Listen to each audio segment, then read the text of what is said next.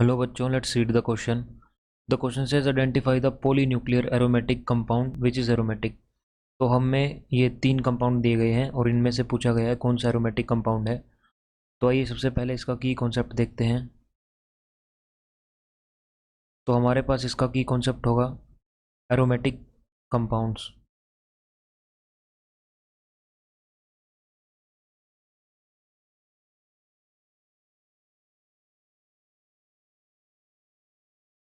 तो aromatic compounds के लिए हमारे पास कुछ क्राइटेरियाज हैं.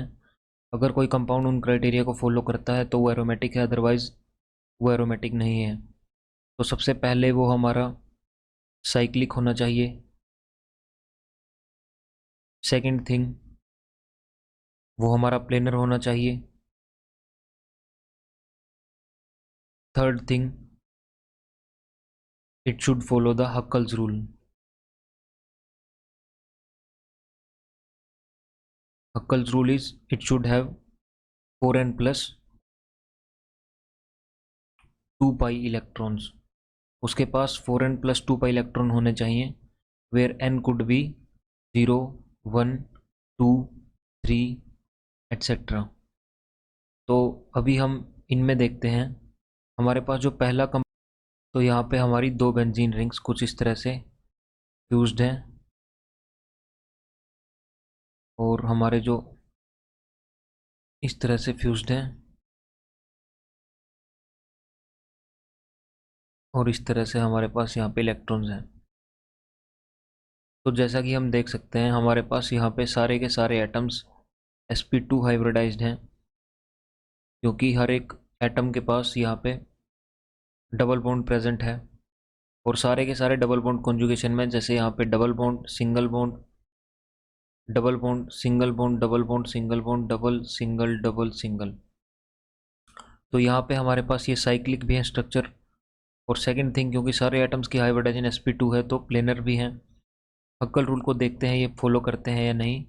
1 2 3 4 5 5 pi electron, it means 10 electron होंगे हमारे पास. So 10 is equal to 4n plus 2 pi electron. तो नाउ अगर 10 इलेक्ट्रॉन में से 2 माइनस करेंगे तो 8 बच जाएगा. यहाँ पे 8 equal to 4n, n comes out to be equal to 2. तो it is following the Huckel's rule. उसके बाद सेकेंड कंपाउंड देखते हैं जिसमें हमारे पास 3 बेंजीन रिंग फ्यूज्ड हैं.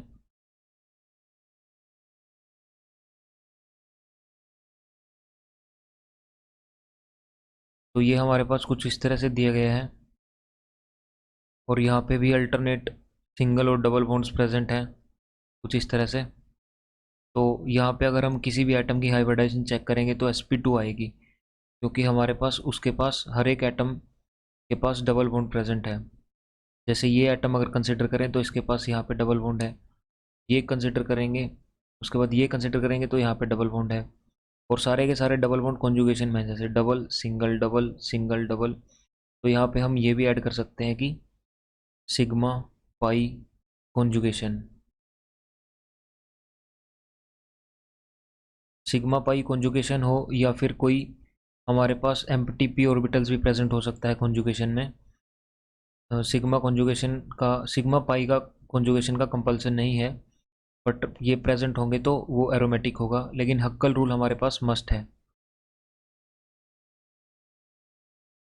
तो इसमें देखते हैं 1 2 3 4 5 6 7 7 हमारे पास इलेक्ट्रॉन पेयर हैं पाई के.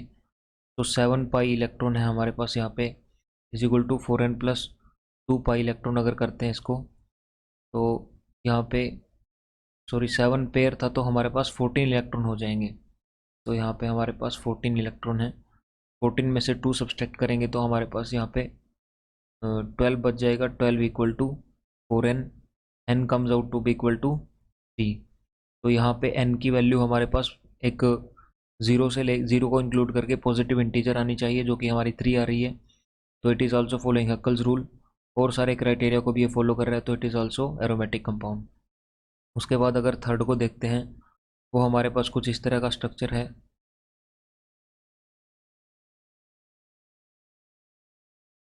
और फिर यहाँ पे हमारे पास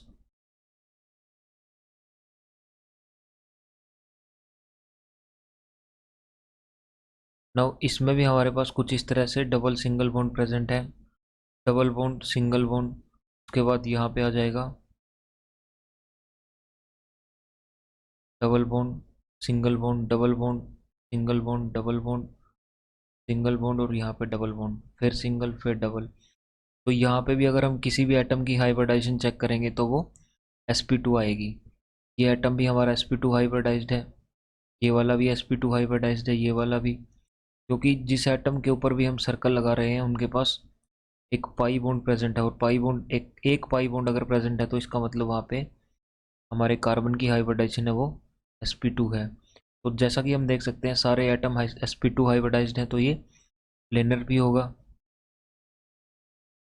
sp2 हाइब्रिडाइज्ड है और साइक्लिक भी है। उसके बाद हक्कल रूल देखते हैं फॉलो कर रहा है या नहीं। तो 1 2 3 4 5 6 7 7 इलेक्ट्रॉन है, जैसा कि हम यहाँ पे देख के आ चुके हैं। 7 इलेक्ट्रॉन पेयर है तो 14 इलेक्ट्रॉन होंगे, और 14 इलेक्ट्रॉन है तो n की वैल्यू 3 आएगी, तो it is also a aromatic compound. So तीनों एरोमेटिक है, तो option C 1 2 and 3 would be the appropriate option to this question. Hope you understand the concept well. Best of luck.